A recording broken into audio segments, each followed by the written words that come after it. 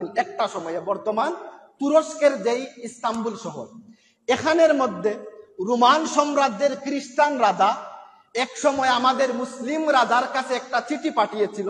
চিঠিটার মধ্যে লেখা ছিল, আপনি আপনার সাম্রাজ্যের সব থেকে বড় আলিমকে আমার কাছে পাঠিয়ে দিন, আর আমি আমার সাম্রাজ্যের সব থেকে বড় খ্রিস্টান পাদ্রী পুপ যারা তাদেরকে আমি পাঠিয়ে দিব। দুজনের মধ্যে ডিবেট হবে, আমি দেখব মুসলমানরা ডিবেটের মধ্যে জিতে নাকি আমরা খ্রিস্টানরা ডিবেটের মধ্যে জিতে। এই সময় মুসলিম আমির যিনি, মুসলিম নেতা যিনি ছিলেন, উনি সমস্ত ইসলামী বিশ্বকে বাছাই করলেন। বাছাই করার পরে ইমাম আবু বকর বাকিল্লানি রাহিমাহুল্লাহ উনাকে সিলেক্ট করলেন খ্রিস্টানদের সাথে ডিবেট করার জন্য, অর্থাৎ খ্রিস্টানদের সাথে বিতর্ক করার জন্য। এই সময় খ্রিস্টানদের মধ্যে, খ্রিস্টানদের পাদ্রী বা পুপ তারা বলে, যারা এরা বলল তাদের রাজাকে, রাজা আপনি তো জানেন আমরা আপনাকে সম্মান করি, সম্মান করে আপনাকে আমরা সেজদা করি, কিন্তু মুসলমানরা অহংকারী, আল্লাহ ছাড়া তারা কাউকে সেজদা করে না।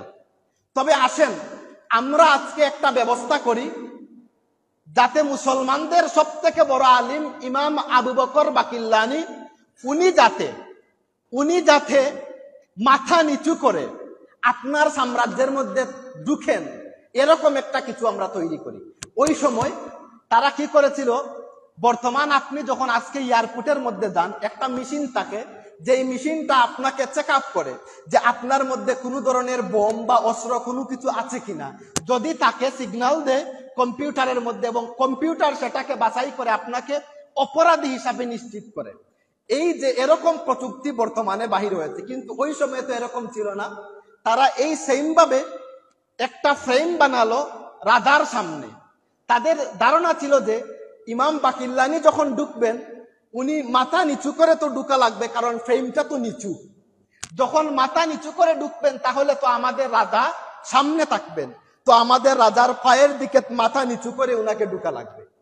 ইমাম বাকিল্লানি যখন গেলেন, সেখানের মধ্যে গিয়ে দেখলেন যে এরকম কাঠ দিয়ে নিচু করে রাজার সম্মুখে একটা ফ্রেম বানানো রয়েছে। উনার মনের মধ্যে ধারণা আসলো যে এটা তো আমাকে রাজার সামনে মাথা নত করার জন্য বানানো হয়েছে। উনি কি করলেন, উনি মাথা না ঢুকিয়ে আগে পা ঢুকালেন, তারপরে কোমর, তারপরে মাথা। বাচ্চার ঠনক নড়ে গেল।